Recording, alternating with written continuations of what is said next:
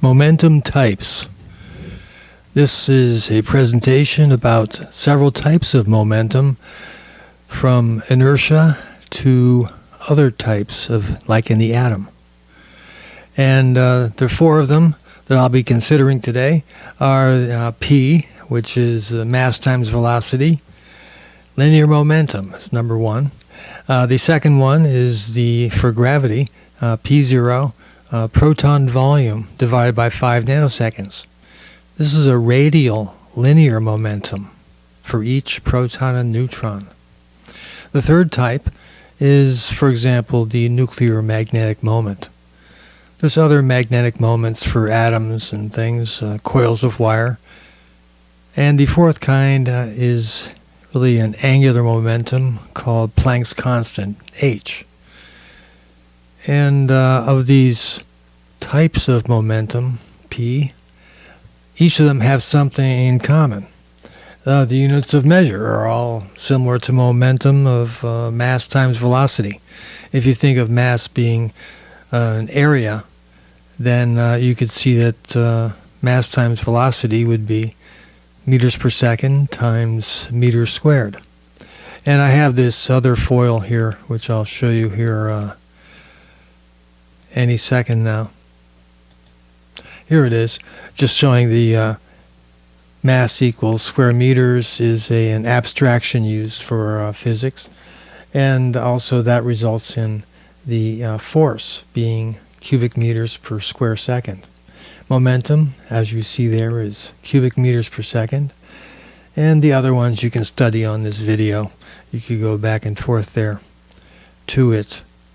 And this is part of impure math. Here you can see the link on a website. And my name is Alan Folmsby.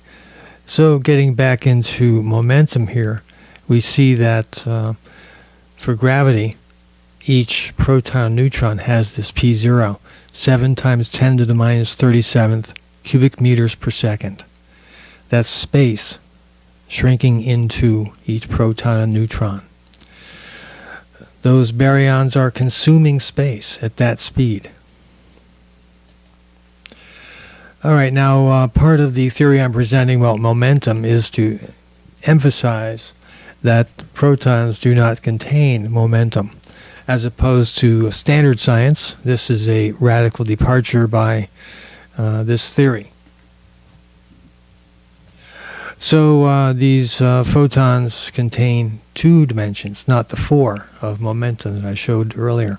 The photon has a length and a time-like dimension that makes a circle.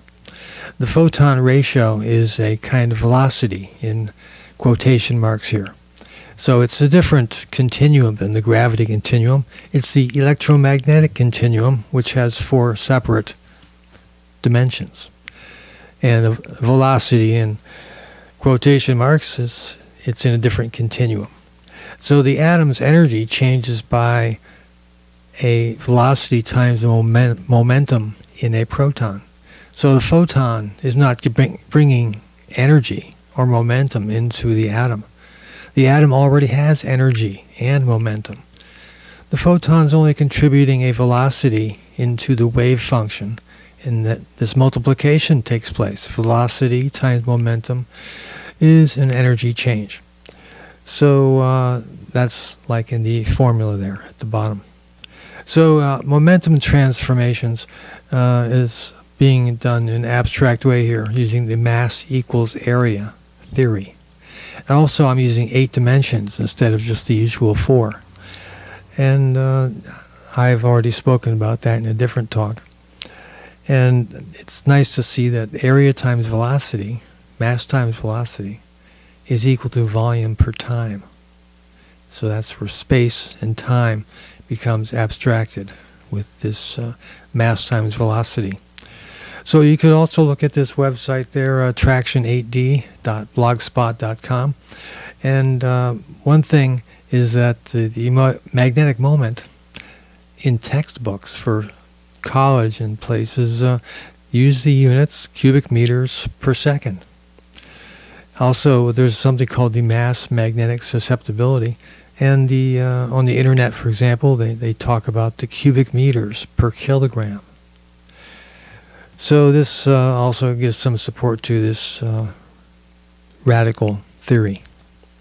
So to finish up, let me just point out a flywheel analogy about momentum and the angular momentum of something like Planck's constant. In this theory, Planck's constant, h, is an angular momentricity fed by gravity. So the gravity supplies a limited linear radial momentum, p0, for each proton. And this gravity is replenishing the atomic wave functions up to h. So it can build up this flywheel speed up to h, and until it's spinning.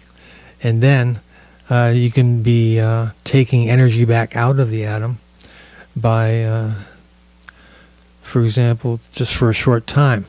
And then that will wear down the angular momentum to zero, and you won't be able to get any more energy out of it, like a flywheel. So that's the analogy I wanted to finish with.